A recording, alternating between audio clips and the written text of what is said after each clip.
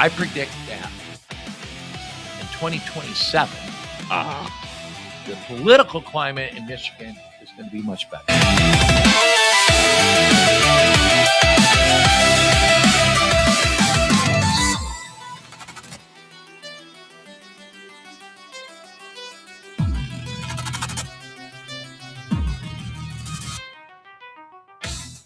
Hello and welcome again to another episode of Stick to the Plan podcast. As always, I'm Kevin. I'm here with Russ. How are we doing today, Russ? I'm doing pretty good, Kevin. How about yourself? I'm doing all right for a Monday.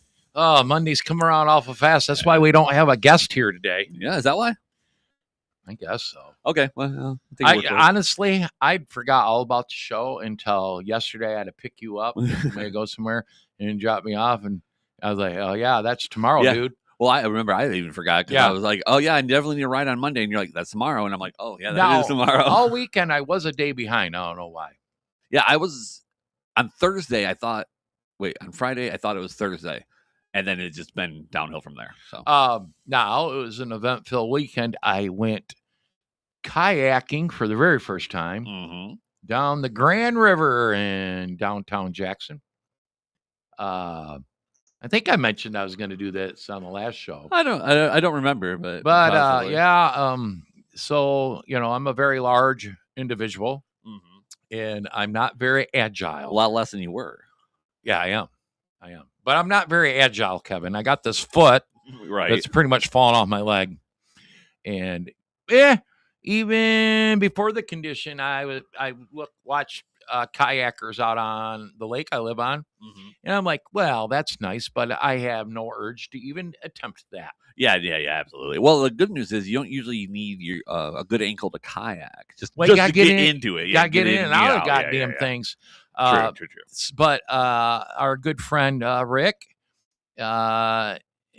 and our good friend Nathan from Prisoner to Painter podcast are business partners in a kayak rental venture here in Jackson. And the Grand River, which has had its issues over the decades. Yeah, droughtings and shit. There was a cap over it for years because they used to dump sewer into it. A lot of industrial waste. Yeah. Now, that's been many, many years. The cap's been removed, and supposedly there's no more industrial waste getting pumped into the rivers. In theory. And but it's got a weird reputation. And Rick had a vision a decade ago, and his visions don't usually come to fruition. Word for that. Fruition. Yes. Yeah. Fruition. That's the word. That's the word. For many, many years, he gets thinking about something before it happens. And we're at the point where he's somewhat making it happen. But it is, if you're familiar with Jackson, and not all of you are, the launch site will be on Hupp Street. And if y'all don't remember where Hupp Street is, it's still brick. Yeah, well, half of it, yeah. Clay brick is a big part of it. It's in the old industrial section right outside of downtown Jackson. And even though it's brick, it's ironically one of the smoothest roads in the city. No, wait, it's bumpy, but it's not potholes. Yeah, it's bumpy because it's bricks, but and they're way over 100 years old. We should brick all our roads. I don't know why we moved away from it, because it doesn't look nice. I guess not. But he owns a big chunk of property there along Grand River, and the launch site will be there. Eventually, there'll be a live music venue, and because that's the business he's in. Yep. But anyways, and then, you float through downtown Jackson, kayak through downtown Jackson, past the fairgrounds to Lions Park, which is way north of the city. Up on Elm, right? Is that Lions Park? Lions Park. Everybody keeps asking me that. I haven't been there in 30 years. Lions Park is way down at the end of Blackstone, almost to where the old dog pound used to be. Now that makes sense. Wow. So I don't know why I thought that one on Elm, because I'm like, where does the river go there? Right. So he's got an arrangement with the city or something to where you would you end it there and you get picked up and taken back to your vehicle to Hupp Street. Oh, yeah. That's pretty typical. It's across town. Anyways, I was talking to my friend Rick on the phone, and I was asking him questions about it. He says, Russ, you need to go down the river. I'm like, I don't really want to go down the river. That sounds bad. Was that a threat?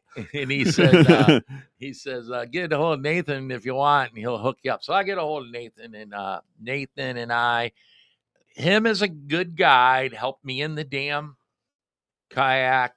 Tell you the truth, getting out of it was the hardest. Yeah, especially if you don't want to get wet. Listen, so I did okay. I'm born and raised on water. I kind of know how a kayak works. Right. Well, you think that until you get in a kayak, and then well, I did pretty good. I didn't fall in. Yeah, that's good. That's good. But I did get caught on a couple of rocks and a couple of low spots where I had to put my feet outside the kayak and then kind of push off. And I will tell you, I was pretty darn tired. Oh, I bet. When I got done. Well, as I warned you, I mean, canoeing always wears me out because you have to paddle a lot with a canoe. But at least part of this, the current is taking you into the direction you want. You're using your paddles to steer, not to go. Right. Where if you kayak on my lake, you've got to paddle out and paddle back where you came from. There is a difference. Good point. But it was a exhilarating type of tired. Yeah. It was pretty darn fun. I would do it again, but I'm not in a hurry to do it again. You wouldn't pay for it? Why would I pay? Right. I'm one of the first to do it with this. And I wished I'd written it down. There's a name of the company, and I apologize, Nathan, that I'll see if I can find it. It's in a text thread I got with Nathan. But there's parts of it to where you really feel like you're up north. It's really quite beautiful. Yeah. Well, Jackson's a beautiful county anyway. Even though it's southern Michigan, it's this time of year, especially with the trees blooming. Even the city. Yeah. Well, I'm going to say the county in general. We had the city. 3 separate sets of does running with their twin fawns. Oh yeah, I bet along the river with us. They think you're going to turn off somewhere, and they try to stay right along the river. A family of raccoons crossing a log, and then one homeless guy. Oh well, asking for a cigarette. He was under a bridge. Was he dropping a log? No. Okay. He might. I did see something floating. I didn't. You didn't investigate? But no, it was cleaner than I thought.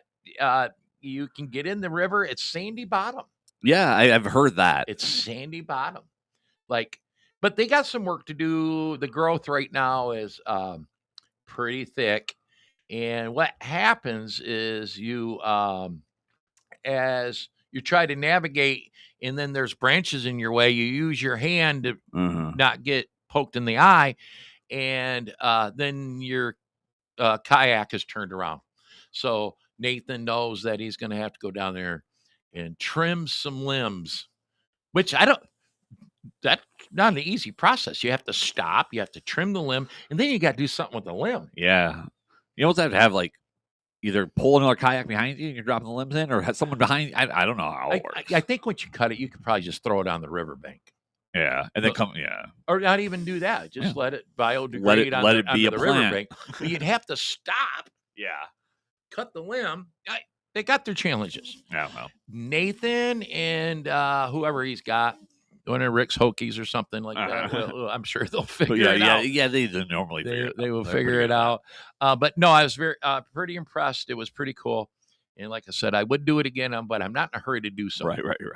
I was always in the same way when I was in my early 20s. I went kayaking and canoeing with the Fosgates and all them. And it was the same way. When I was fun, it was excited to do it, and then I did it, and I was like, ugh, and then I was no hurry to do it again. But when it came back up around, I always wanted to go. So. I have canoed the Asabo, and I have also been on one of them. What do you call them? Big damn inner tube. The whitewater rafting rafts. Yeah, down the Asabo. The circular ones. Yeah. No, but that's been 30 plus years, and I was highly intoxicated both times I did those. Yeah, I did this sober the other morning. Yeah, I'm trying to think. One time I went canoeing and I was sober. I don't think I would do it intoxicated anymore. I do a lot of things sober now, and I'm not one of these guys that says I've been sober for 6 months or 3 years. Nah, I still drink. But you know, it's crazy that you even bring that up because I think that all the time. When people, it's cool if you post about, oh, this is how long I've been clean and sober, or whatever.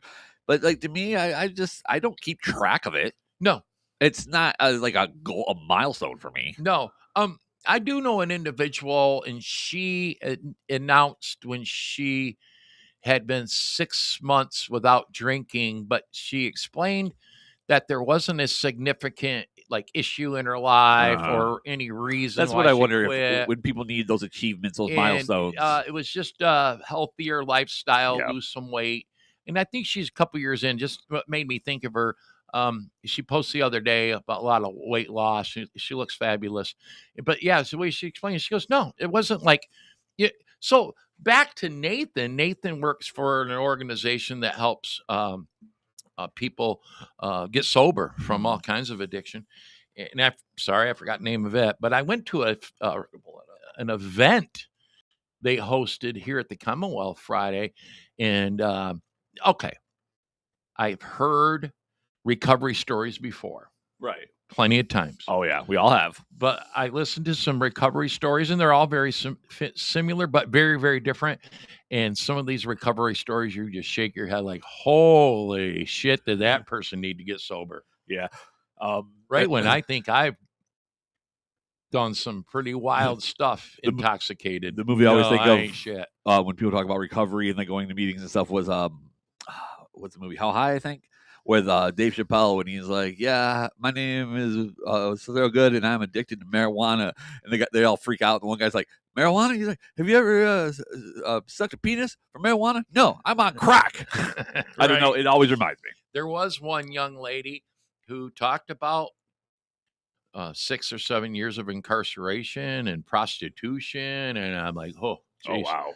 Boy, thank God she's saved her life because that didn't sound too fun.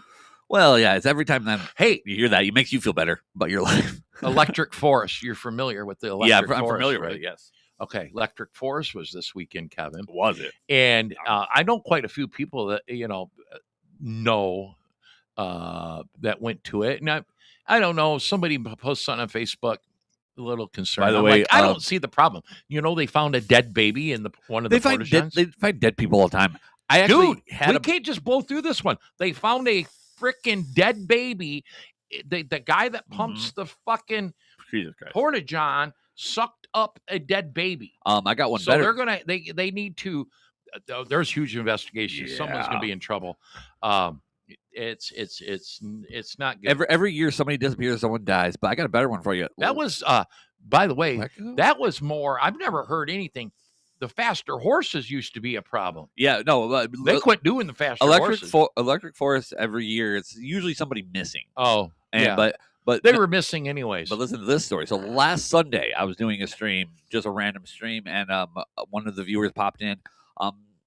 He's been in the chat a lot of my shows, and he was talking about he was doing a clean out for a house, and it was a flop house, drug den, and he found a Mac 10 and a dead fetus in the freezer. If you would have stopped at Mac 10, I'd been like, sweet. Yeah, dead fetus in the freezer. He said there was shit and piss jugs everywhere. So this will get cleared up. So a lot of people are claiming, hey, maybe someone had a late-term miscarriage. Right. But the way there's a term they used in the article that indicates that it would have been a live baby under a month old. So, okay, even if you didn't know you were pregnant and you gave birth early, right, you would know that you gave birth and somebody decided to leave the baby in the porta-john, or you had a baby and it was annoying you, or you forgot it in the porta-john. Any scenario ain't good. Well, what's funny but then somebody said maybe this individual was part of a violent situation that also included the baby. I mean, who knows? There's a lot of layers here. It's funny that this even comes up in that context because there's a joke that we've a lot of people in a lot of podcasts I watch have talked about is like using abortion as birth control or whatever, but like, oh, I can't have this baby. How am I going to go to the music festival next weekend? Yeah, Kevin, we've worked in a business before to where, unfortunately, there are very rare occasions, but there are young moms that might think that way. Or whatever. Well, and like you said, the baby, what happened to it? Well, I don't know. Maybe it would still be alive if they weren't doing drugs all weekend at Electric Forest. If you got a newborn, your plans to go Electric Forest should be canceled. Yeah, I don't think it's the problem is priorities. Well, a newborn meaning within a month. I can't go to Electric Forest. And that means that year. person. Guess what? A year comes around awful quick and go next year. Yeah, if that person didn't know they were pregnant, then that happens though. It does rarely, but I know. Rare, super rare. That means you're not paying attention to your body. The last time I heard that was a male to female was dating a female to male, and the female to male got pregnant by the male to female. Didn't know they were pregnant, and then had a baby. It's exhausting. Yeah, and I'm like, that's an exhausting. Well, you just went the long way. Why don't you just date a? Never mind. Anyways, that hurts the brain. Yeah, that story. You make my mind melt. I heard that story 3 years ago, and I still think about it every day. All right, 25 years ago, I would have went to Electric Forest. Although that's never the music that I've liked. I could see it being a good time. Yeah, no, I've always wanted. Plus, there's a lot of hotties. Yeah, I've always wanted to go. You got to take the good with the bad, though. Yeah, I've seen a couple pictures where, get out of that. That's like the gathering of the Juggalos. Is another one I've always thought about going to, but I'm like, ooh, good with the bad. And the bad is the bad, but the good is the good. In the whole FBI surveillance on the Juggalos, whatever. I'm not worried about that. They're already surveilling you anyway. Well, the thing is, if you're there, they're not looking at me. I do take offense when people, a lot of them are in the party I belong to, get all. But this dead babies in Porta Johns brings up good examples why they do this. But prior to it, there was some complaint about what Electric Forest means, and I could really give a shit. Yeah, on private property. By the way, I would hope that only adults could be there. Apparently, I don't know. Or accompanied with an adult can just teenagers goes there. I don't know. That gets sketchy there.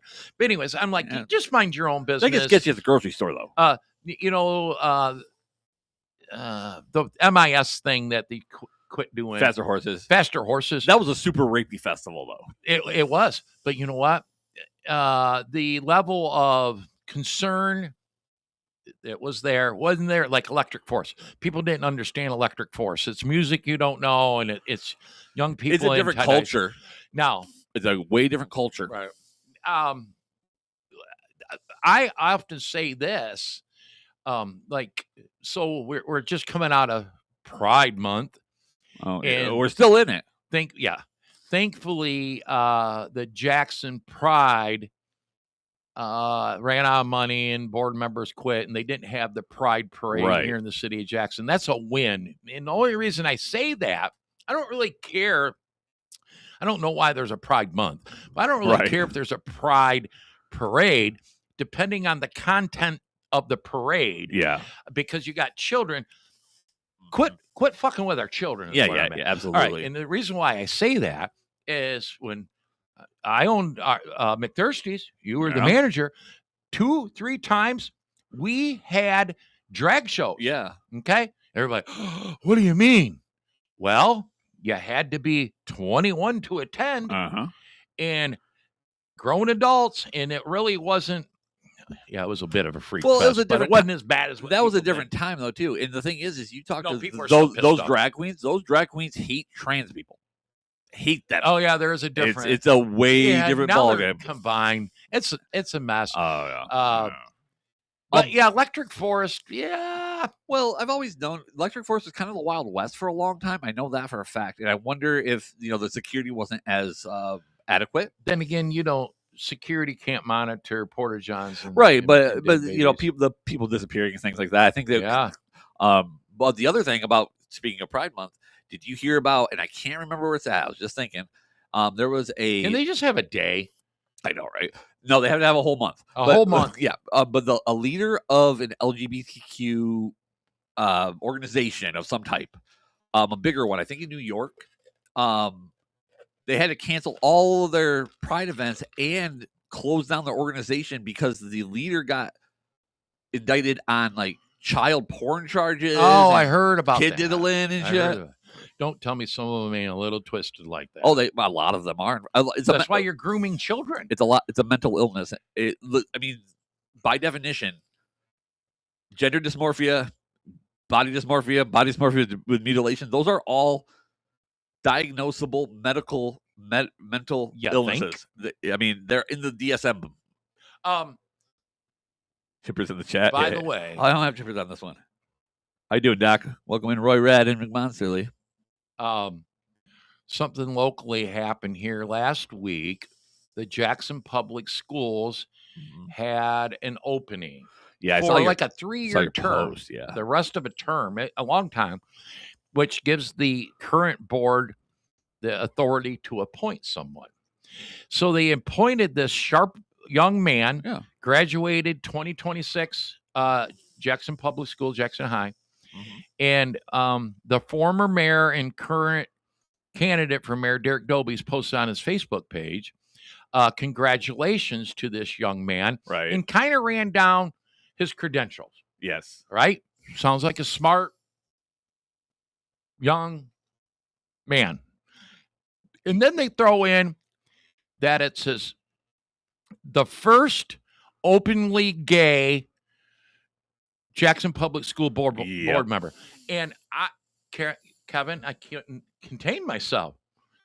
Why do you have to announce his sexual preference? Yeah. Okay. In my bio as a straight male, when I put my bio out to run for trustee again in 2 years, should I put in that I'm a straight male? A lot do. If you go on, especially no one puts down there a straight male or straight bullshit. Female. Go on Twitter. You'll see she, her, he, him, they, them, z, them, all of them. But you're missing my point. As a straight male, you never see openly straight male. Yeah, you see cis male all the time. Not in my world. Not in the politics I'm in. You're not looking hard enough. Here's my point. This young man. Yes. Why would he want to define himself? You know the answer. Part of that. Because attention? No, he didn't define himself like that. Someone else defined him as that.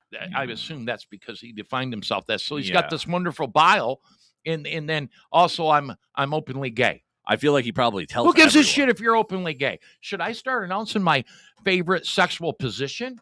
I do anyway, just in case. Pretty disgusting. Yeah, well, you don't want to know my favorite position. Yeah, you wouldn't. You've never heard of it anyway. Anyways, I think it diminished this young man's. I think in the eye, absolutely. I mean, in the eyes of the wackadoo left that exists, it glorifies him. But for everyone else, it goes, oh. I don't know why that needs. I think it's fucking weird. I think it's exactly how you said it, and I was looking for your post, but why he has a fantastic resume, a beautiful resume, and when you add that in, it's just like I don't know, you're just shoehorning some bullshit in there, as you ask me.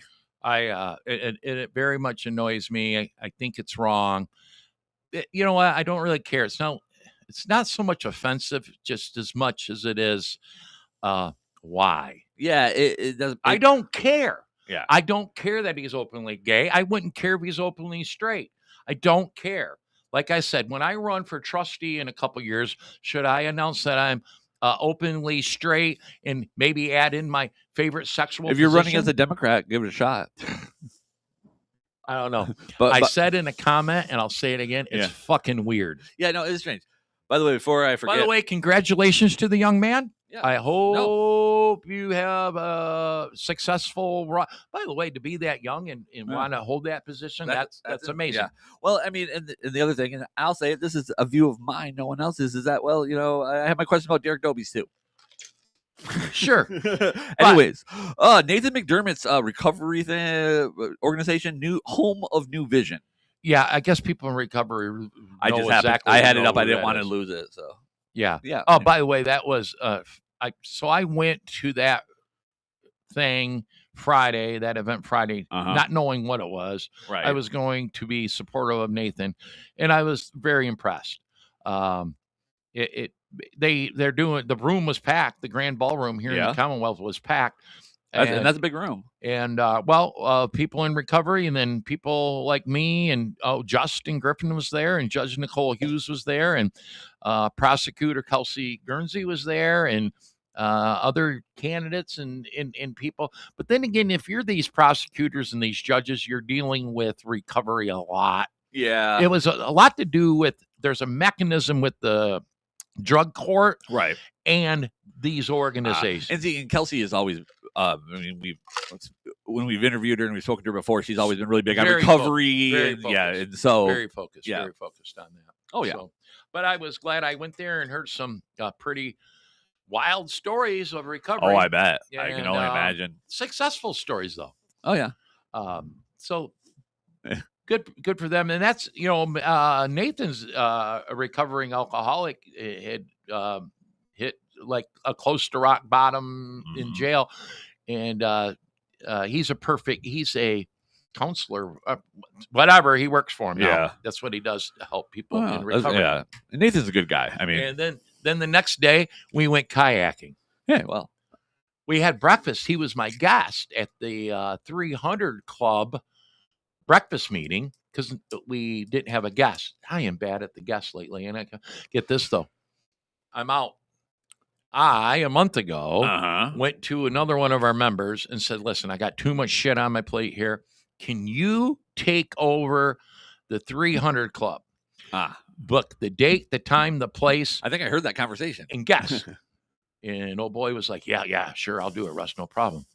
Well, I'd forgotten about it because it's not on my plate. Yeah, you delegated. And then somebody called and said, hey, what's up with the 300 Club breakfast? We meeting this Saturday. I went, oh, I don't know if old boy arranged it. Anyways, another individual had texted him, say, hey, what's up with 300 Club? And next thing you know, we're meeting Saturday morning. But there wasn't a guest. So I brought Nathan as the guest. That's a good one. For multiple reasons. I had just gone to that event, right? But I wanted him to talk about his podcast. He's doing all right with his podcast. He's brought up every candidate for mayor, and every candidate for mayor, he has their yard sign in his yard. Does he? That's funny. And then this recovery thing. So he was a good guest, and then we left there immediately right over. I'm booked, or we had to rebook, but he's well, you're just kicking the can on. Well, that show, the first one I missed because of Senator Lindsay's event. Oh, and then the second one, I went cancel everything for a Lindsay event. Yeah, I went. Oh yeah, the food wasn't worth it. And then Doug Lloyd was there, Marcy was there. That was, but yeah. So the second one, I went to Shane Trejo, and Amber, and Judge John, Warren, and a pretty wild mix of people going on. Yeah, there. No, it was insane. Yeah. But yeah, then I went to confirm that it was supposed to be last Tuesday. I went to confirm Sunday, and he's like, "Oh, I totally forgot. I think it's because this whole kayaking thing or whatever." And I'm like, "No problem, man. Just let me know." So I'll be on the show eventually, I guess. Get this. Speaking of Senator Lindsay, so the Right Side podcast, Livingston County's podcast, last Tuesday, way better name. I jump on, and she's trying her call-in thing. No one's calling in. Russ. She sees me in the chat. So I call him. But anyways, within this conversation, we were talking about potential lieutenant governor picks. And within the conversation, because we took the normal, Eric Nesbitt, Tom Leonard, and then Deb Drick says, Senator Lindsay? And I went, and then over the weekend, I was I think it was in a comment section of a Facebook post. Senator Lindsay's name popped back up again in reference to an idea for him as lieutenant governor. That, oh man, much love for that idea. Yeah, I mean, I like it. Well, I like it because I'm greedy, and I think it'd be great to represent us, because technically he doesn't represent us right now, does he? He is a state senator. Yeah, I know, but 4 townships in Jackson County. Okay, I wasn't sure on how far into Jackson. To me, he's our state senator. Yeah, because we're represented by a crazy Democrat. Yeah. Sue Shink. Yeah. And let me tell you, anybody in this district, give Senator Lindsay a call. He'll call you back. Yeah. He'll call you back. If I had to get a hold of a state senator, of course we're Republican, or I'm a Republican. I don't know what the hell you are. I am what I am. Senator Lindsay, twice that came up, and I can't get it off my mind. I did not have that on my bingo card for thoughts. No, I didn't think of it either. And real quick, though, thank you, ThoughtCast, for rating into the stream. Raiders, make sure you like the stream, follow the channel, hit that repost button. It's good to have you here. All right, nice. Okay. Oh, would Senator Lindsay want it? I mean, is that the next logical step? That's my question. So I don't think he wants to run for governor. Yes, he does. Well, I'm going to go back. Go ahead. A few months. Okay. Before everybody started announcing, he was considering either a run for governor. And then the announcement that Gary Peters was going to not seek a second term. Opened up this U.S. Senate seat. He was deciding between one of the two. He decided he was going to take a stab at the U.S. Senate seat. Along come Mike Rogers. Yep. I remember this. And there was this waiting game on the Trump endorsement. Trump came out early in this situation and endorsed Mike Rogers. Senator Lindsay had an awesome chance, as well as anybody, to get in the Trump endorsement, because his connection with Trump and his father-in-law and on and on. But it ultimately went to Mike Rogers, and that's when Jonathan stepped back. So he had considered both. So he's not much older than you, or around your age, younger than me. And I think he's younger than me. Oh, maybe. Just by like a year or two. The path for him to be a U.S. senator is potentially there. I think the thought process was that Congressman Wahlberg is not going to, continue running for Congress. This could be his last term. I don't know, maybe one more. But then Senator Lindsay is a walk-in to Congressman Wahlberg's position. Yeah, right. When Wahlberg gets out of the way, he's a walk-in. So if you do the steps, now these could screw up. You sit as and then candidate for Senate Mike Rogers told me personally that he would only hold this U.S. Senate seat if he wins for 2 terms, which is 12 years. And okay. Well, if you do the math of how old Senator Lindsay would be at that time, he'd 52, mid-50s, mid-50s, perfect time for a U.S. Senate seat or potential governor. Okay, since we've explained all that, and it's on Jonathan's mind, to continue on, brings up that good question: is it a smart move or whatever to just jump to lieutenant governor and then maybe become governor or U.S. senator? I don't see where it hurt, but I guess those are the questions you'd have to ask. Is lieutenant governor to, say, senator, is that a parallel move or a... It's a up. Is it an up? Yeah. It's federal, I realize Lieutenant Governor Gilchrist right now, he's a former He's state an alien, senator. I'm convinced. He I've seen him. But then again, Men in Black 2. Former state senator. Yeah. But no, I think it is. The problem is boy, you don't hear much out of lieutenant governor. No. Some are more active than others. Gilchrist, well, Whitmer's out of town enough. Gilchrist is the governor at the time. Do you know that the lieutenant governor is I forget the right term, but they're the tiebreaker of the state senate. Okay. Yeah, I knew that. Right. So they're like the lead of the state senate in a way. I'm screwing that up. I just had the term too on the federal level. Speaker. Just like the vice president is to the U.S. Senate. Who was on the federal level? Who was that we went through the months of having to elect somebody? The Speaker of the House? Oh, well, we've been through a few of them. Yeah, but just recently. And there was peers elect them to that. Yeah, it was a whole. Yeah, they're in a gridlock for a while. Anyways, they're the tiebreaker. Yeah, I think the lieutenant governor has a similar role. Who's a The little vice president of the United States is the tiebreaker to the U.S. Senate. Okay, this is House. This would have been And House. in the House, Speaker of the House, I believe. The Speaker, though, is a voting member, just like every House member. Huh. Now they're in charge, and that's I think he. I don't know. There's something. Anyways, here I am. Today, I am all for the thought of State Senator John Lindsay to be considered for lieutenant governor. You know, I like Tom Leonard a lot. Sorry, Tom. Lindsay. I like Eric Nesbitt a lot. Sorry, Eric. Yeah. Lindsay. Yeah, I mean, I honestly, I don't care. He could be running for any position, and I think that it would be really tough for me not to vote for Lindsay. I know. I can't think of a situation I wouldn't vote for him. Yeah. Anyways, so we're gonna pay attention to see if that name don't keep popping. Listen, I don't hear of any other state senators' names floating around, except for Eric Nesbitt. He is the Senate minority leader. He works with Lindsay, but he dropped out. So let's make those announcements. Last week, John James for governor got the Trump endorsement. Yes. Okay. Right after the show, we found out. I think you're right. Yep. And within an hour of that announcement, Senator Nesbitt, who was running for governor, dropped out of the race, and endorsed John James. Okay. All right.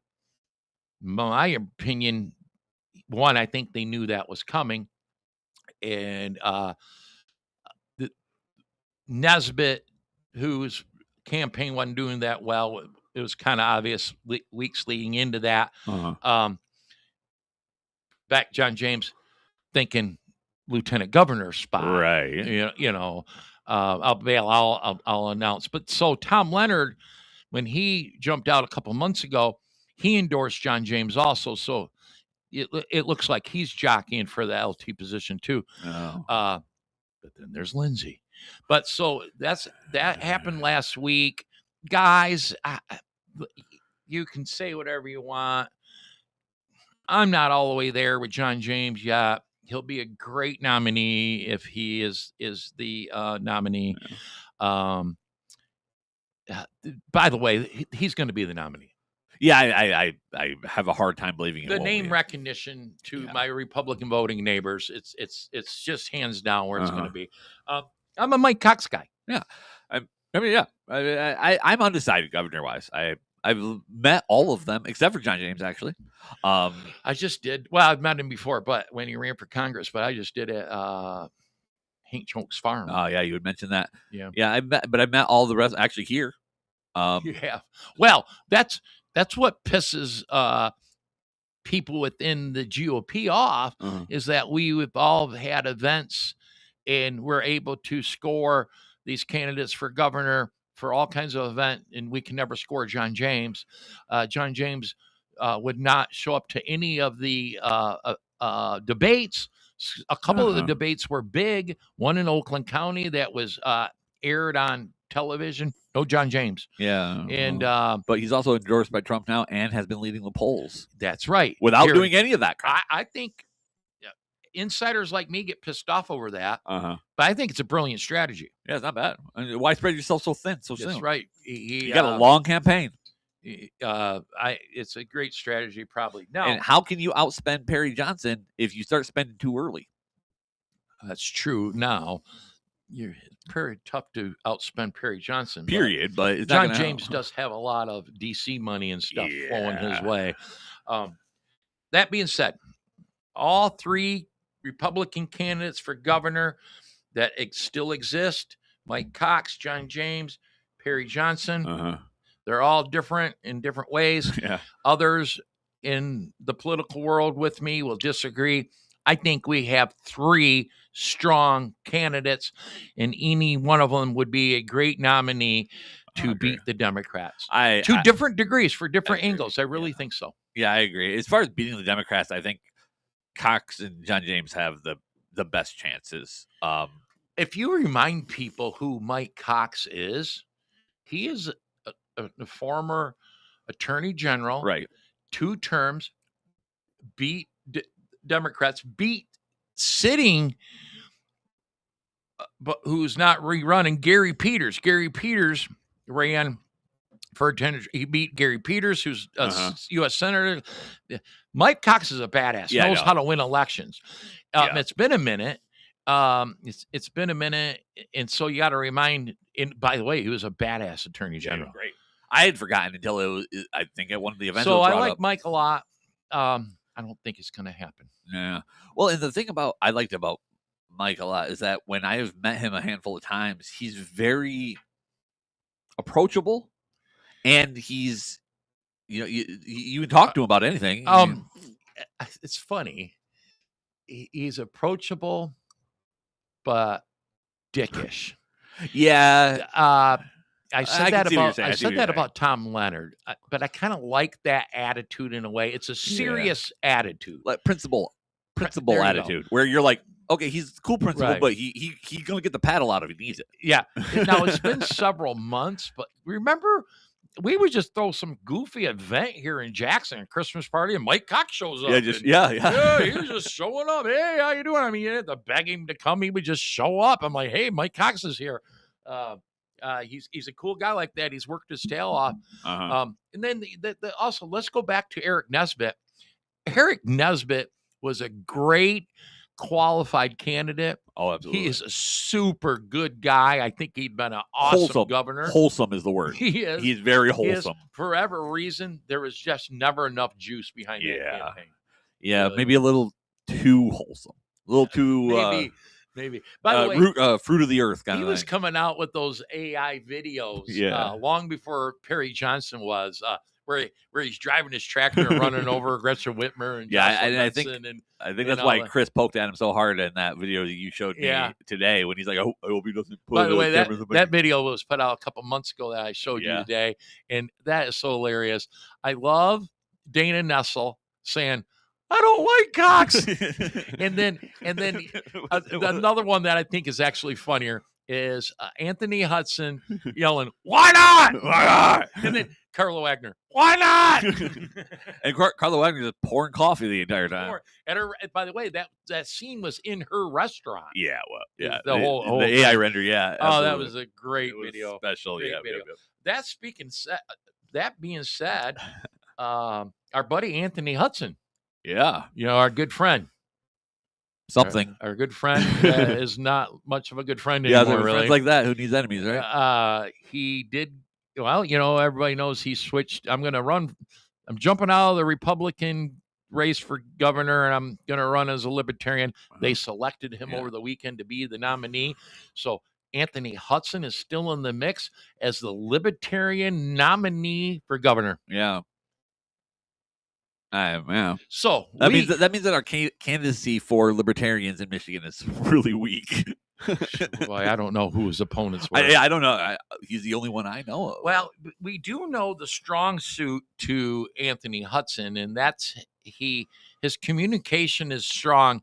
He knows how to talk about shit that people want to hear. Yeah, that can't never be done. Well, if you remember, he's the only one that we interviewed that I actually, and I can't even remember what it was. But I liked his explanation and his property tax. What are we going to do with this? He had a better plan than Carla Wagner. Yeah, Carla Wagner was like, just make it all go away. We'll figure it out later. I've done that way too much in my life. Anthony's was a shift. How the money flowed, and it was actually more local control in a lot of ways. That's right. He solved. It was like a local tax instead of a statewide tax. He solved to a certain degree. I could never connect the dots all the way. I'd have to rewatch that episode. But he almost or did solve the idea of taking away the local control, like Axe My Tax had. Yeah. By the way, some of our Republicans out there have totally contradict themselves. and don't act very Republican-like when you constantly threaten to take local control away. Yeah. They're doing it right now with data centers. That and bigger government, and that's one thing that always gets me with a lot why of hardcore Republicans. Expand the role of state government? Yeah. Are you out of your mind? Yeah. That is a dysfunctional bunch up there. One of the first things that was said on this show, the first clip we put out, is the less they meet, the better we are. You know, let me tell you that our state legislature needs to be a part-time legislature, like Texas. Yeah. The less they meet, the better. They're basically, if you looked at their hours in a lot of ways, they're basically a part-time job anyway. Actually, well, if they're in session, they're up there a lot. And you're right. What they do have a sweet, but then long summer break. Yeah, it's like going to elementary school. You get 3 months off and crap. So I think majority of Republicans resignated to Axe My Tax. Not all. It was kind of bipartisan. I was on board for a moment on it. Yeah, until I remember you both until there was a gap. I'm like, wait, we got to fill this in somewhere. And local control, and I'm biased because I'm on a local board, right? But I'll go back to Axe My Tax, the way we broke this down and looked at it. I'm easy to get a hold of. Yeah, easy. Oh yeah. How easy is it to get a hold of your state representative? And then once you do, they have to convince a whole body, right? Where it's just me and 6 other people. Yeah, and that's the way government should be. Is your most local bottom level government. Those are the people, and then you can bring it up the ladder as you need constant. So you got the supporters of the Axe My Tax, not the elimination of property tax. I'm saying the elimination of property tax is a good idea, but not through Axe My Tax. But now they want to step on local control. Senator Jim Rumstead and State Rep Jennifer Warts, Jennifer Warts is a state representative. I pretty much don't disagree with her until this. I don't even know why she's in the loop. They're pushing for a statewide moratorium on data centers. And I get why they think like this, but you're stepping on local control again. What makes you think that your body, the state Senate or state house, is better equipped to deal with something like this than the local government? That goes against our core beliefs. Yeah, it goes against literally the framework of how our government was created. Is that called centralized state government? Well, Roy Raz said something in here. It says sounds less Republican, sounds more imperial. So, it bothers me. Now, okay, you got to look at all 3,000 townships, villages, cities. There's even more. Right. You have some of them that don't know what the hell they're doing. You have some of them who have been put in situations to where they don't know to do anything but say yes. Some of them are probably on the take. Elections have consequences. Oh, yeah, absolutely. Recalls can exist, and we're all up for re-election in 2 years. So if you got the shitty ones out there, but I think it's more this, Kevin. I think you get some of those super rural townships that think that it's never going to affect their township, and that's where they're wrong. And I don't think they have the resources or the know-how to put their own moratoriums on to straighten up their zoning maps, to strategically do without data centers or allow it comes out. I think the state needs to do this. Provide the tools and the resources to help municipalities navigate through these difficult decisions. Not a hammer saying statewide moratorium for a year. I can't get over it. I can't stop getting over it. And I'm pissed off that a Republican state senator and a Republican state House member, and some of these House members that were on the steps with them that we like, Steve Carra, Jim DeSanta, okay? Yeah. These guys, they're all jumping on the bandwagon, and Doesn't mean I'm throwing the baby out with the bathwater. I disagree strongly on this issue. Yeah.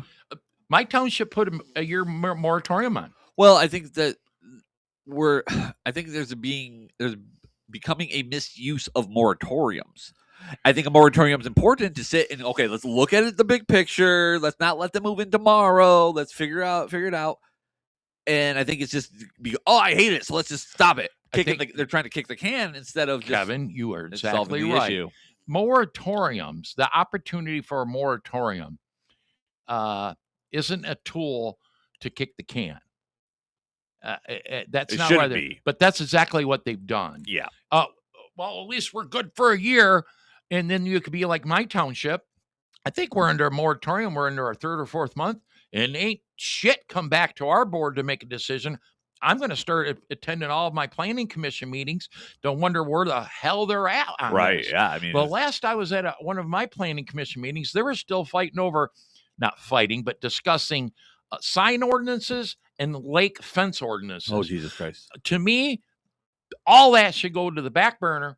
Let's deal with the data center thing. The sign ordinance isn't going anywhere. Yeah, and it's not like I see giant signs getting. It's a can kicker. Yeah, it's what's going to happen if my township doesn't shit or get off the pot? Next thing you know, we're going to be a month away for the expiration of that moratorium. That's what I was just thinking. And do we have something you're going to out or not? What are you going to do? Set another moratorium? You know what? You can't. Legally can't. Oh, see, I don't know. I didn't know. Your time's up. Time's up. And so, and then next thing you know, now they are moving in tomorrow. That's right. And because there's nothing you can do about the automatic, that won't happen in my township. Right. They will last minute under the wire get it figured out. Is it correct? I don't know. But if nothing happens, it goes back to they're automatically allowed on heavy industrial zoning. More than likely, that's where it's going to be designated anyway. That's my stance on it. I've been trying to develop a stance on it, but that's really, it's like, as long as it's, if we set like that Lyons County or Lyons Township? Yeah, good point. Hey, we set up a industrial zone for things like this. Now things like this want to come, and you're saying no. Specifically said tech and data. Yeah. Now, and I understand the whole idea. No one back then knew what data meant, but now it's the big push and whatever. But so I understand that, but it doesn't matter. Take all of that away. I look at this. Look at the heavy industrial here in the city of Jackson. Right. We just talked about the kayak launch place in the facility the guy owns across the street. It is smack dab in the middle of heavy industrial. Oh yeah. Okay. So there is a shut down steel plant. Or forging plant. Yeah, right. Certainteed. Holy shit. Yeah, Certainteed. Right? That operation. Listen, are these places using less water, using less utilities, and not a detriment to our environment any less than a data center? I mean, we're talking, we're talking Jackson, where these facilities ain't shit as big as they are. Yeah. You know how it is. You get over towards the city of Wayne, in the city of Detroit, in between Detroit and Monroe, when you're going down 275 or whatever. It's insane. You drive up on a night. You drive up on a night. It looks like a UFO landing station or something in a movie. I think I brought it up last week. Real quick. Bot WNDPCP. Data centers, yes, mass surveillance, but with or without them, you're under mass surveillance. We're under it. So it's just whether you want your 4K video to load faster or not. Yeah. Are we in an arms race with China? Yeah, absolutely. That's what Trump says, and that's why we have to embrace them. My idea, if that's the truth, that's very important. Yeah. Is it where we need to be? More than likely. I don't know. But anyways, I am, if I'm not clear, I am not for taking away local control. I will fight for local control on every issue. When it boils down, that really is the best way to put it in normal people terms. Right. I mean, you can talk to I can spew a million stats about data centers and AI and the usage and stuff. We've talked about that.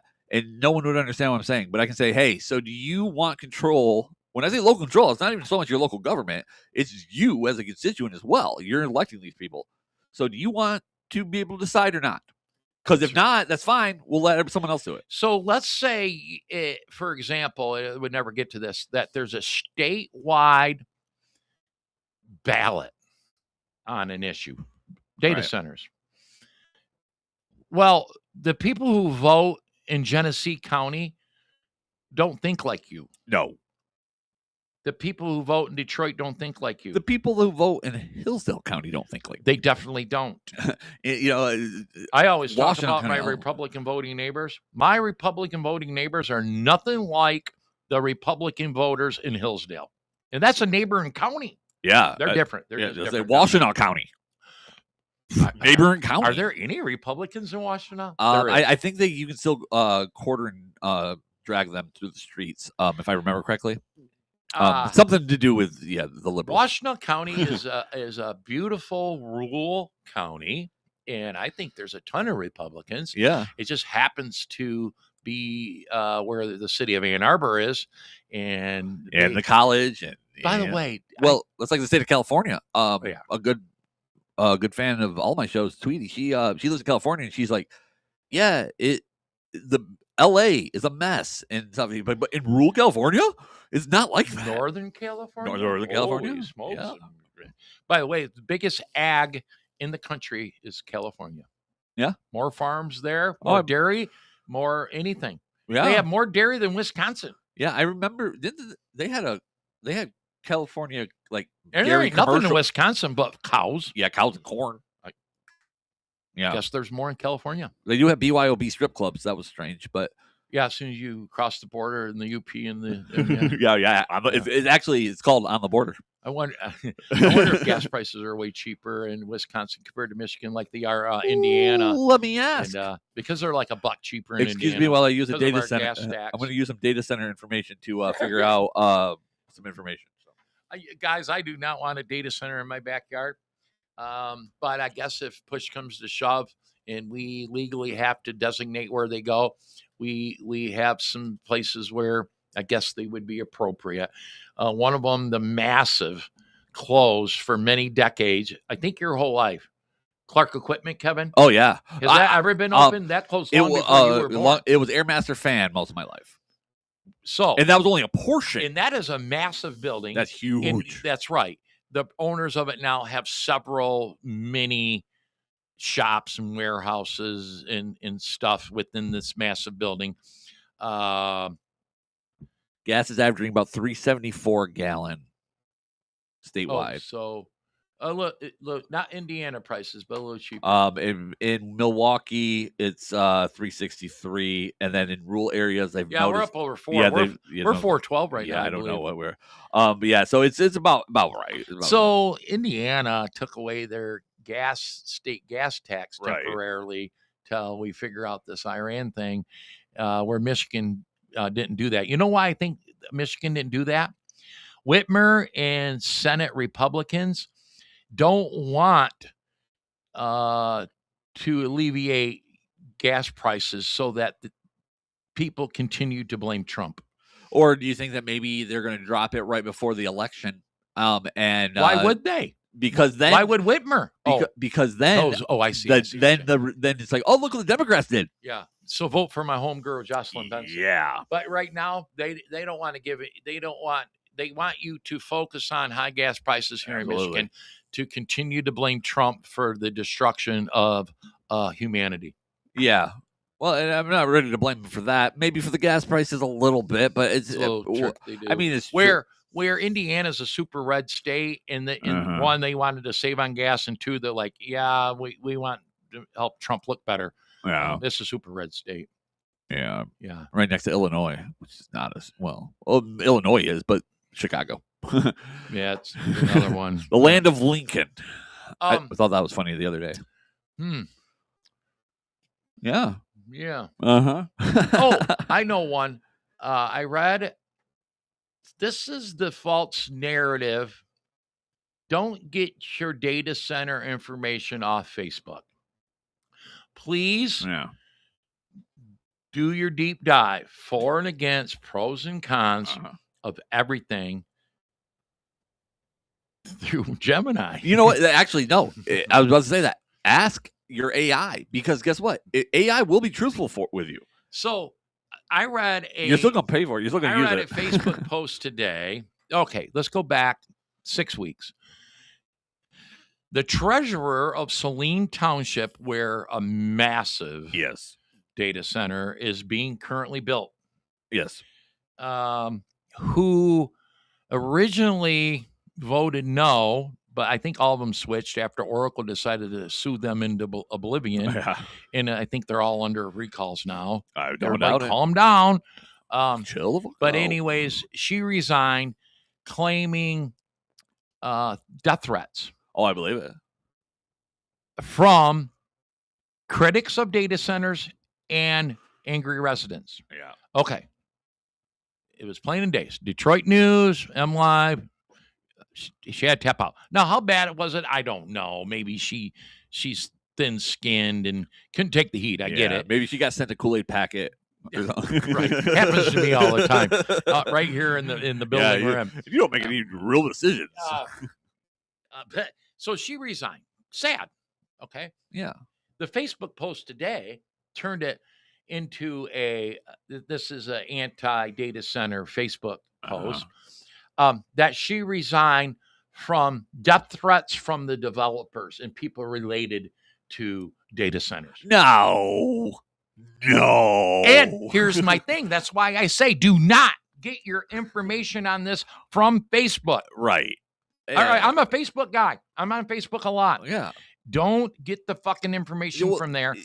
I don't know if this information is China related or somebody getting paid really good to throw out the most heinous pile of bullshit. Yeah. Well, no, it's just a way to spin the narrative to make data centers look worse. But here's the deal. The people, her community, were threatening her. Yeah, right. And the thing is honestly, who out there really believes that this multi-million, maybe billionaire people of the data center give two shits about her? Well, yeah, because they already threatened to sue the board into oblivion, so why do they need to threaten to kill you? The data center's being built. It's being built. It's being built at this moment. Somebody I've known most of my life, Dusty Gilson, is a union. I don't know what he does. HVAC, I think you told me. But he is on site currently working, building a data center. He's looking at a 5-year gig. Might just slide right into retirement. Yeah, and we're talking about a gig that's guaranteed, and I guarantee you it's you charge what you want. By the way, I'm thinking union guys like this are making $40+ an hour. God, I can only imagine. And like I told a concrete guy in my community that was adamant under no circumstance data centers, and I get why you initially would think this. I understand it. Data centers are built from concrete. I looked at him. I said, "Do you know how much concrete will need to be poured for a data center?" Right. His company and all the concrete companies in Jackson can milk that out 3 to 5 years. You won't have time to even do other concrete jobs. The amount of concrete you think it takes to build a data center, double that and then double that. He looked at me, he stopped for a minute because, you know what? I don't think he thought that through. Then he goes, "Oh, fuck that. No data centers." Yeah. Okay, cool. I get it. I know why you're feeling that way. I get it. Yep. And the thing is, I mean, I understand standing, I think the biggest hit, standing on your laurels, but the long term. So, yes, the problem is long-term employment, 50, 60, 100 But is that a problem? Get this. What is the empty lot employing? Or what is the empty industrial building employing? So that's the zero. I meant to bring that up. Industrial steel heat treat. Yeah. It's 50 people. Yeah. It sucks more energy than anything in Jackson County. Yeah. You drive by, the heat. I've been in the place. It's hotter than hell in there. Yeah. You know what heat treat is? Big old furnaces, right? I drive by there. The temperature gauge in my car does not rise. Right. No. But if you read Facebook, I had commented on the post you made about, the heat from data centers can heat the earth up 3 degrees for 6 miles around. It'd been cold during that time, too. I was really needing Yeah, it would have helped. Maybe it would have helped our electric bill, maybe. I don't know. Yeah, that's a whole thing. And I think we have another this isn't going to end during the midterms either. This is going to be a 5-year, almost nauseating. I just ask that people exhausting.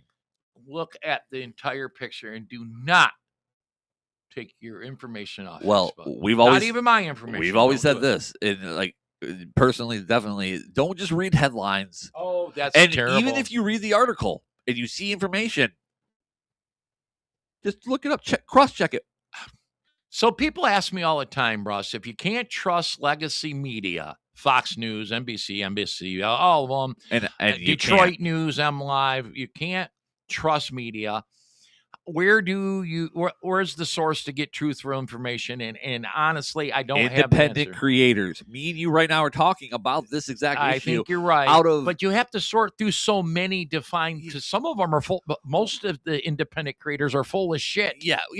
But all of the mainstream media is, because here's the thing: you can see the exact same story on Fox News and get completely different information from the exact same story at MSNBC.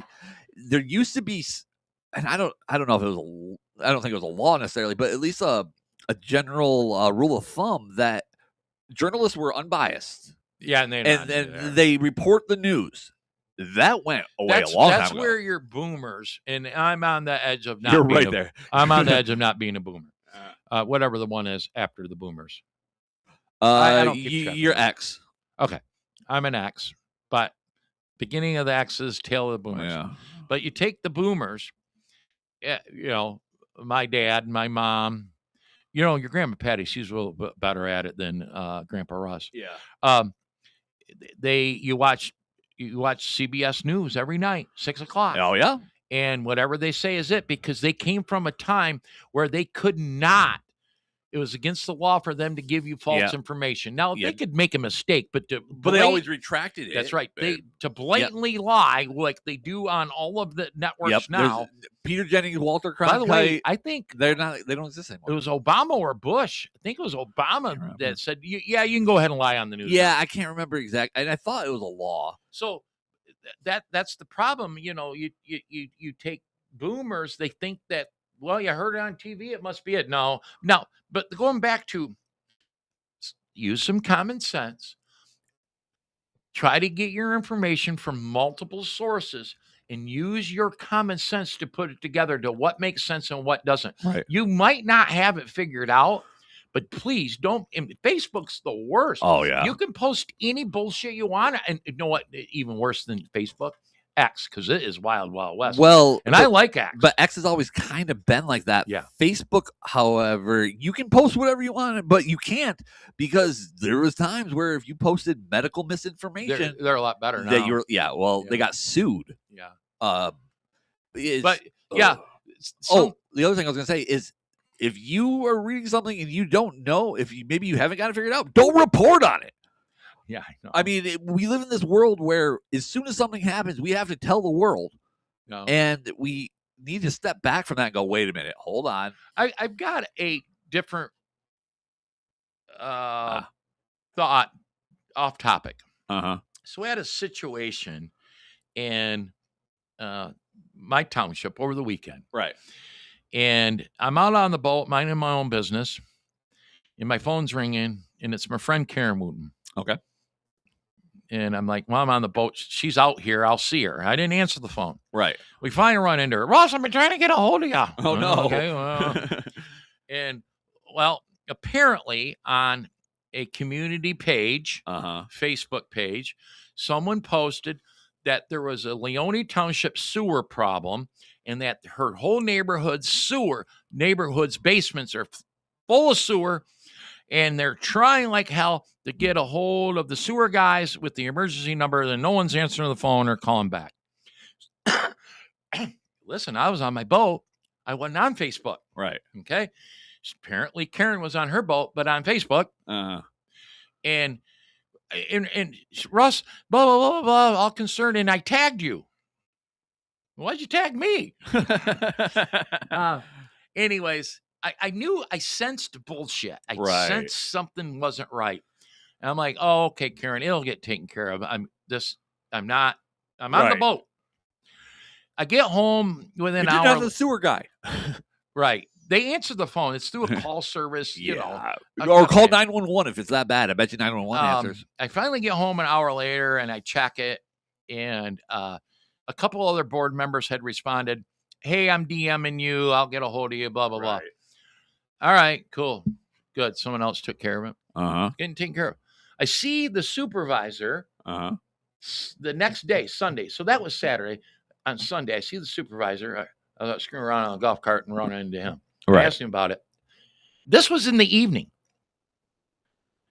This incident happened in the morning, and the phone call was answered immediately, and a response from the DPW and sewer guys was immediate. But it wasn't the answer they wanted, huh? Get this. No, it was on a community page. You post it. Right. The moderators didn't approve it till later in the day. So you see, oh my God, like it just happened. This was 7, 8 o'clock at night. Yeah. I didn't think of that. So that's my point to, and I didn't even pick up on that. I was advised that today. Right. I was like, that's where Facebook, don't react to Facebook posts. Yeah, well, at first and plus everybody on there, they're assholes, they're fuckheads, they don't know what they're doing. We've been in the sewer business a long, long time. You call the number, they're going to come out. Yeah. My first knee-jerk reaction was like, oh, yeah, but the thing is it goes, it's like, oh, darn, that it took that long. But no. It's that, why would you go to Facebook immediately? Okay, so we all know how fast government works. So even in an emergency situation like that looks like it was tended to immediately, he or she must have hung up the phone and went right to Facebook. Right. Immediately. Right. And by the way, you got to remember, that person wasn't the only one calling. Right. Right. So the call was answered. All right. You go to the website. The first thing, emergency sewer, call this number. Off hours, weekends, it goes to a call center. Right. They call the hokey that goes out initially, and then they call the crews and they do their thing. Right. That was done. Yeah. That was done. Now, I get it. When you have sewer in your basement, it's not fun. You tend to overreact. I get it. Right. By the way, you know where it was? Called Rondo Price Lake subdivision. What is there, like 6 houses there? No, Kevin, you ain't been out there? No, I haven't been out that way. There's 20 plus. Oh, wow. Colnardo Farms is one of them. Yeah. They have their own sewer thing out there.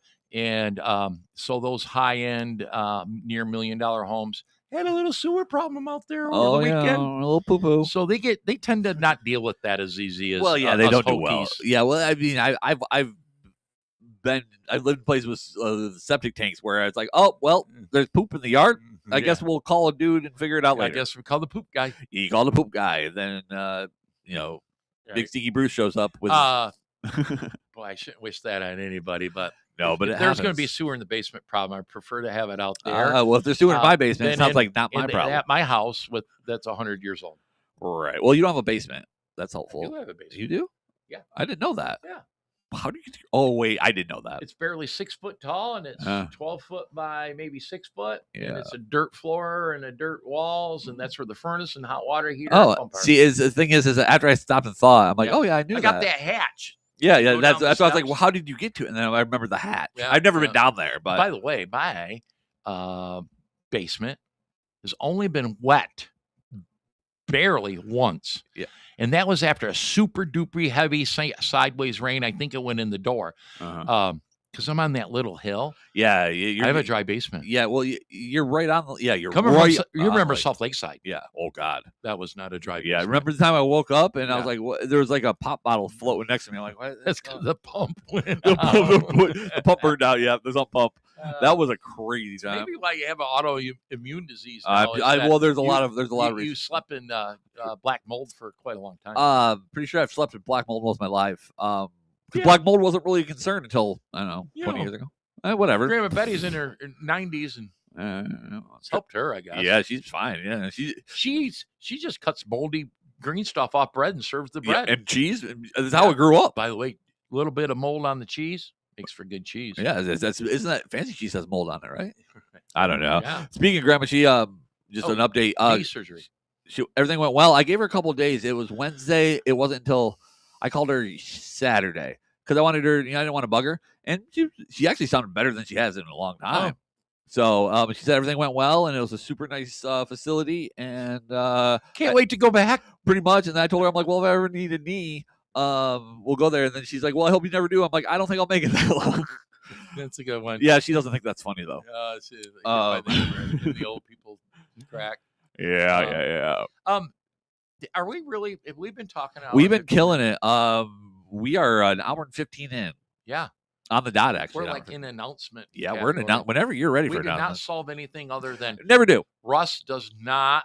Don't step on local control. Yeah, and your basement didn't get wet. That's helpful. And I went kayaking. Oh, we went. Yep, you went kayaking. Yeah, I'm surprised you didn't want to. Your video you made would have been appropriate for this show. You spent the weekend or last week or so working on. That's been video. A multi-month thing. Oh, it was good. I haven't debuted that yet. Oh, I see. So there's a process to how I'm debuting it. So I sent it to you, sent it to Matt, and sent Friday. I couldn't stand it. Well, I ran out of time. I shouldn't say that, but I ran across. This is my brain podcast that Shane Trejo is often on. Oh yeah. Caught my eye because Shane was on it and Kristen, Megan Kelly were on it. And I only got about 20 minutes in. But anyways, when you talk about that little video that you made, I always think, this is Kevin's brain. Yeah. You know what's weird about that, actually, and I've said it to all the listeners of my other shows, is the puppet monster things that I created live in my brain and have for a very long time. It's just good to get it out there. So now it lives in everyone else's brain. Very cool. Yeah. Awesome. Announcements. I'll pull the website up.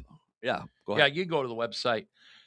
The Jackson GOP issues, nominations, and candidate recruitment subcommittee unanimously voted to recommend full endorsement for 12th District Court race Nicole Hughes and the other district court race Jared Hopkins. All right. And for the first time in a long, long time, they recommend in full endorsement of John Wilson. Yeah. For Jackson mayor. Yeah, and that's a nonpartisan race. They're all nonpartisan, and typically, especially in that mayor's race, we just kind of stay out. But that subcommittee will come to our executive committee meeting, July executive committee meeting. With that recommendation, and the full executive committee will vote to potentially endorse Nicole Hughes, Jared Hopkins, and John Wilson. Well, I mean, full endorsement, not recommendation, not anything. Full endorsement. That's huge. Yep. That's big news. So there's that. July 6th, next Monday. Under the Oaks birthday celebration. There it is. Under the Oaks. Under the Oaks. Just west of downtown. 2nd and Franklin Street. Yep. There is an address to it. But guess what? Guess what, people? You just Google Under the Oaks, Jackson, Michigan. It'll tell you where it's at. Yeah. It's a historical site. It has a Google presence. Yep. It even has one of those green signs and everything. It does. But anyways, that celebration is 5:00, July 6th, Monday. We're going to have candidate for U.S. Senate as our headliner, Mike Rogers. Candidate for state Senate, Tawn Bellinger. Bellinger. No end. Okay. But yeah, I just, that chick. Yeah, that lady. We like Tawn. She was cool. Candidate for House seat, District 48, our buddy Brian Ignatowski will be there. Justin Griffiths for House seat 47. Get this. Well, let's jump. Michigan GOP co-chair. It says vice. He's a co-chair. Co-chair. Sonny Reddy will be there. Our buddy Lance Griffin from 10X Votes will be there. And super cool guy, James Dixon from the James Dixon podcast, who's killing it in that podcast. Oh, yeah. He is killing it. What a communicator that guy is. He is also a speaker. And I'm going to go up back to Judge Michael Warren. He is going to be his first Supreme Court. He's a candidate for Supreme Court. We have to get him elected to the Michigan Supreme Court. Yeah, we need some help up there. But not only is he going to be a speaker there, but he is going to be our guest on the Stick of the Plan podcast. Okay, prior to this event at 2:00, right here in the studio. We'll be here. His campaign manager is Amber Harris. Oh, really? So Amber will be here too. I like Amber. Yeah. She'll sit over there in one of the brown chairs, and we'll get to know Judge Michael Warren a little bit more. I got to meet him at the Senator Lindsay event. Yep. I like the guy. I don't know him that well, Kevin. Just a little bit. Yeah, he seems nice. So anyways, that's next Monday. Big day. Then 2 days later on July 8th. You forgot one. Dr. Linda Lee Tarver. Oh, I did forget Linda Lee Tarver. Yeah. She rocks. She's been around a long time. I forgot the Linda Lee Tarver. I apologize for that. By the way, there's a lot of people, Jackson people are going to show up because Dr. Linda Lee Tarver is going to be there. Yes. She has been a presenter at the Under the Oaks in the past. Oh, okay. I think everybody else has never been there. Maybe Mike Rogers, but I doubt it. I don't think he has. So that's next week. That's a huge lineup. Under the Oaks celebration's free. You just show up, good luck parking, park along the street. Yeah. And we gather in this small park, and each one of these people say some words or say a prayer, eat some cookies, drink some water. It's a little celebration for the Under the Oaks celebration. Hell yeah. 2 days later, my friend Deb Drick over in Livingston County is trying to kill us. Oh, Deb. 2 days later, she's roped us into, we're proud to be part of it, into a fundraiser for our good friends Doug Lloyd and Anthony Ferlini. Doug Lloyd for Attorney General, Michigan Attorney General, and Anthony Ferlini for Michigan Secretary of State. We're doing a fundraiser for those two on July 8th in Stockbridge at the Wilson Estates Vineyards. And that is at 18850 Kane Road South. That's right. Stockbridge. Yeah. Google that because I do not know where that is. Yeah. If you don't know where Stockbridge is at, Google it because you're not going to find it without a It'll GPS. take you right there. Yeah, I'm just saying. Yeah, but if you don't GPS it, you'll end up who knows where. GIS it. There it is. There it is. But anyways, multiple, and I'm not going to read them all, multiple counties and districts are contributing food and efforts. And we're 10 all, of them. Actually. Yeah, we're going to be, and a whole bunch of people from Jackson are driving up there with yummy food. We're all supposed to bring a passing dish, and Judy and Karen are bringing some yummy food. So that's the 8th. So let's see, that's on Wednesday of next week. Thanks, Deb Drick, for putting that together. And then we turn right around July 13th, right here at the Jackson GOP headquarters, a fundraiser for Anthony Ferlini for Secretary of State. Hey, it's a separate thing, a group. Man's trying to get elected, damn it. So anyways, I think that's a catered event. And that's at 5:00. And wherever the hell that is, I don't know how much that costs. $100 to come to? I'm looking at it right now. It looks like $150 for an individual. Oh, yeah. $250 for a couple, $1,000. Oh, yeah. I don't have it. There's Secretary of State sponsor, and then was it $83.25 for you know why, yeah, Kevin? I can't read. It's why, kind of Kevin? blurry on their website. It isn't free to get elected. No. These are fundraisers. Unfortunately, it's not. So we need your help. Nice. Come up here July 13th, 5:00, and hang out with the Anthony Ferlini. By the way, if you haven't met Anthony Ferlini, he's like the coolest guy. Yeah, he's. That's what I was thinking. Anthony Ferlini and Doug Lloyd in one room. Those are two of the coolest guys in Michigan politics. They become bubs. Yeah. Oh, that's good. I'm glad to hear that. They're kind of campaigning. Well, I mean, when they get elected, they were kind of hand in hand. Oh, wow. Well, I said that from the beginning. Our Secretary of State and AG candidates were already very, very strong before the I don't know if those two get along. I do know this. The Anthony SOS Ferlini office will be able to pick up the phone and call the AG's office and say, hey, what do you think of this? Yeah. I don't know if that exists anymore with these guys. I don't think those two women get along. Yeah, and that's I don't think anyone gets along with those two women. Why would you? I don't like cocks. No, I'm definitely not a cocksucker. Stop it right now. Oh, hey, I'm just reciting. July 13th. By the way, you can find all this on jxngop.org, and I'm not done. Yep. So ignite the impact. This guy. And that is an event for precinct delegates to come together and have a good time and celebrate 10X votes. Lance Griffin from 10X votes over here. I cannot stress enough how important it is for anybody for free to jump on 10xvotes.com. Yeah. And it's up and running. Check out the low propensity voters that are in your family or your neighbors. Yeah. Yeah, the whole idea is just, talk to 10 people, and those 10 people talk to 10 people. Jesus. Next thing you know, everyone got talked to. That's 10 by 10 by 10 by 10. That's a lot. So once you connect with that low propensity neighbor who hasn't voted in a while and say, we really need you to vote, then they connect with 10 in 10 from 10xvotes.com, which is free to do and pretty easy. X 10 times. I'm an idiot, Kevin. 10X votes is pretty easy to operate. Yeah, no, it's super simple. Even if you jump on it at first to just be snoopy, nosy, then the next thing you know, like, oh, I got to call that person. Yeah, no, that's what I jumped on just to be snoopy, and I'm like, oh, other people have their phone numbers. So, anyways, that's on the. So we got a thing in the GOP headquarters on 13th. We turn around on the 14th, GOP headquarters for Ignite the Impact. And get this, a lot of counties already have one. The women of the Jackson GOP are launching a Jackson Women's Coalition. Yes. First meeting ever. July 22nd? 21st.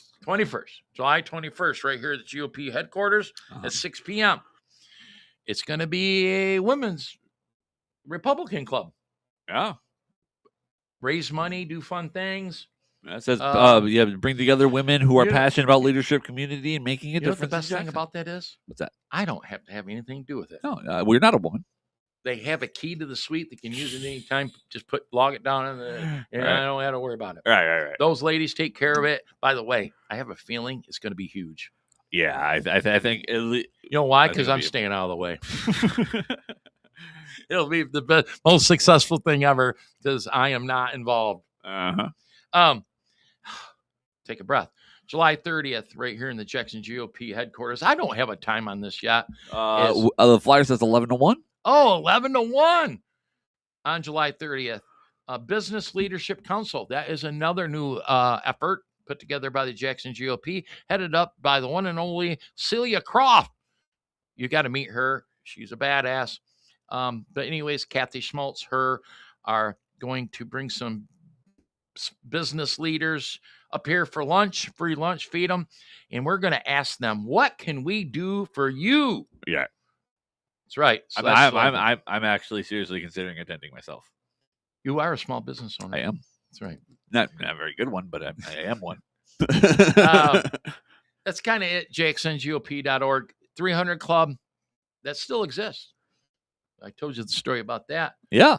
We just met the other day. Problem is it's in the morning, so. I like it. I like breakfast. I like breakfast too. I just don't like mornings. 4 ways to become a member of the 300 Club.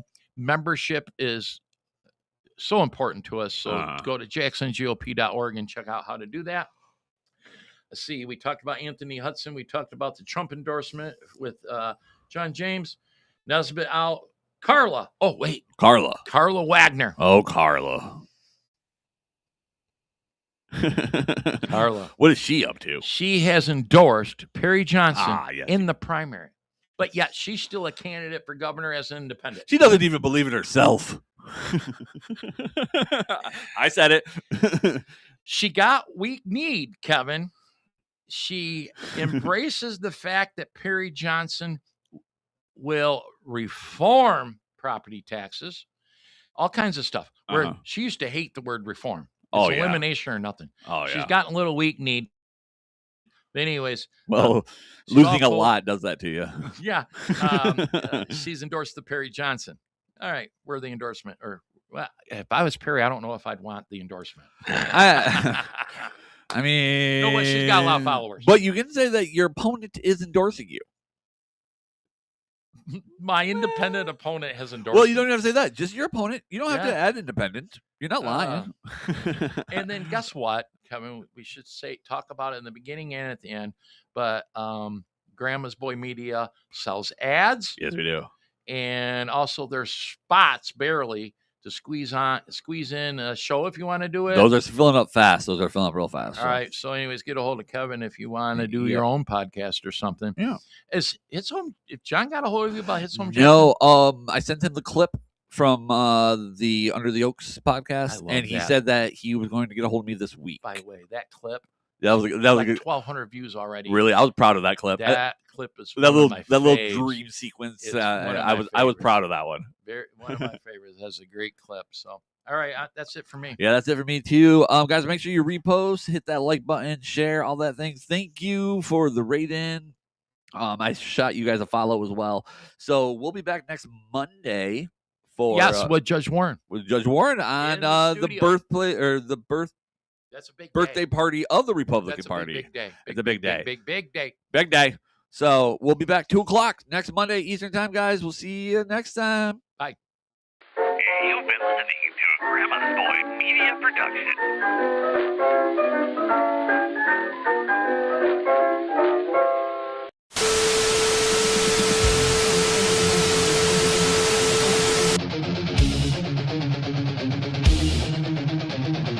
Welcome to the Stick to the Plan podcast. Michigan's elite political podcast is about to begin, live from the birthplace of the Republican Party.